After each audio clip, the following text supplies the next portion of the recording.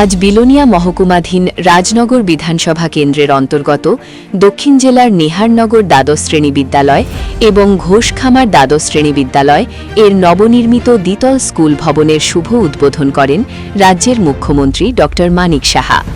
এছাড়া অন্যান্যদের মধ্যে উপস্থিত ছিলেন সমবায় দপ্তরের মাননীয় মন্ত্রী শুক্লাচরণ নোয়াতিয়া, শিক্ষা দপ্তরের সচিব মিলিন্দ রামটেক, দক্ষিণ জেলার জেলা পরিষদের সভাপতি দীপক দত্ত, জেলা শাসক মোহাম্মদ সাজ্জাদ পি সহ অন্যান্য আধিকারিকরা।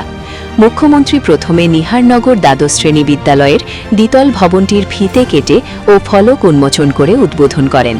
এরপর তিনি ঘোষখামার দ্বাদশ শ্রেণী বিদ্যালয়টির উদ্বোধন করেন।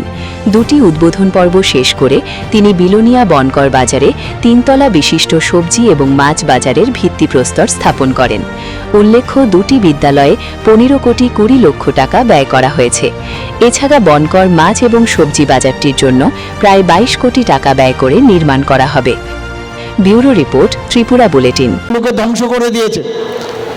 এর মধ্যে আমরা এক কমিউনিস্টদের রাজত্ব আমরা দেখেছি, বলছে স্কুল করে ছেড়ে গিয়ে মানে আন্দোলন করো, leave the schools and colleges and dot do red revolution, এগুলি তো বলতো।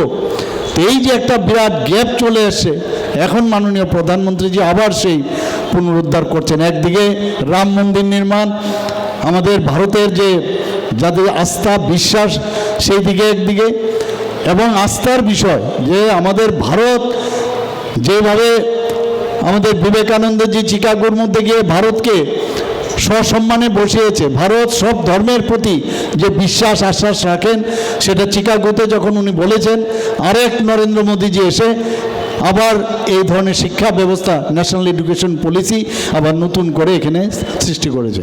এইগুলো আমরা কিন্তু ন্যাশনাল এডুকেশন পলিসির মধ্যেই আমরা একের পর এক আমরা কাজ করছি।